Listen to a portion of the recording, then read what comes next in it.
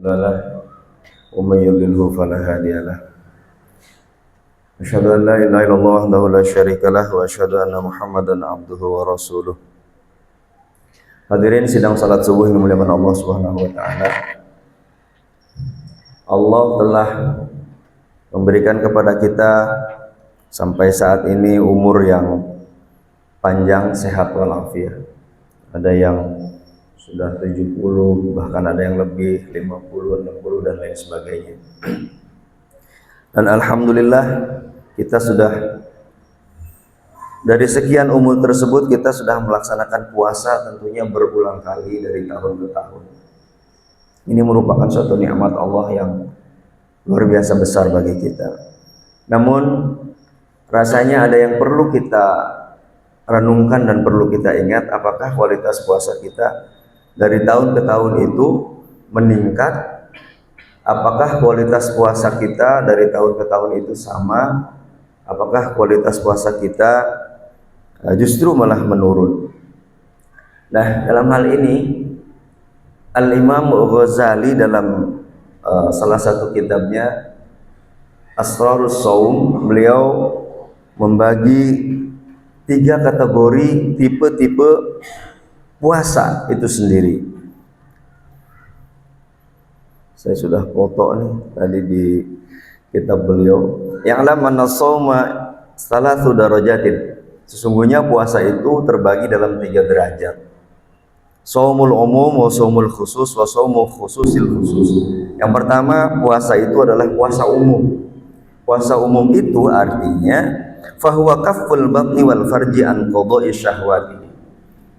Puasa umum itu hanya menjaga tidak makan, tidak minum dan tidak berhubungan suami istri di siang hari. Nah, hanya itu saja. Jadi dia tidak makan, tidak minum, tidak berhubungan, tapi yang lain-lainnya masih dia lakukan. Nah, adapun puasa khusus adalah fahuwa kafus sam'i wal basar wal lisan wal yad wal rijli wasairil jawarihi anil atham. Sedangkan puasa yang lebih meningkat lagi derajatnya yaitu puasa menjaga seluruh anggota tubuh badan kita dari perbuatan-perbuatan dosa.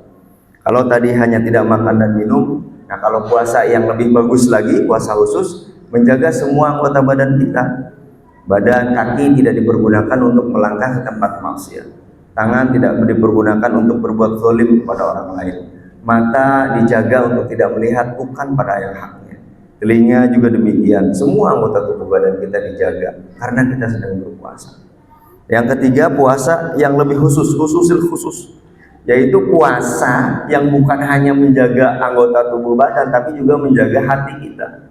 Dipuasain hatinya untuk tidak berprasangka buruk dengan orang lain, untuk selalu berniat baik, untuk tidak iri, dengki dan lain sebagainya.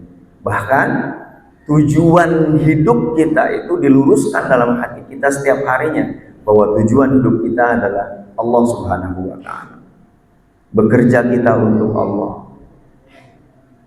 usaha kita untuk Allah, mencari nafkah untuk Allah. Padahal kita zahirnya mencari nafkah untuk anak dan istri, tapi itu adalah perintah Allah. Mereka adalah amanat yang dititipkan kepada kita.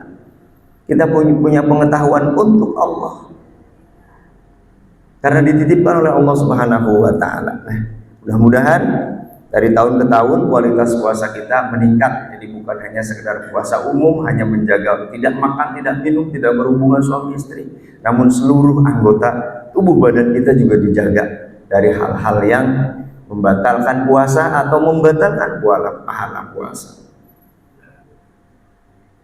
Kalau itu sudah bisa kita lakukan, jaga juga hati kita untuk juga dipuasakan hatinya dari hal-hal yang tidak baik, dari hal-hal iri, dengki, hasud, dan lain sebagainya dan lain sebagainya. Tentu saja ini kita harus minta pertolongan kepada Allah Subhanahu wa ta'ala agar kita dibantu, ditolong oleh Allah bisa mempersembahkan puasa yang terbaik kepada Allah Subhanahu wa ta'ala.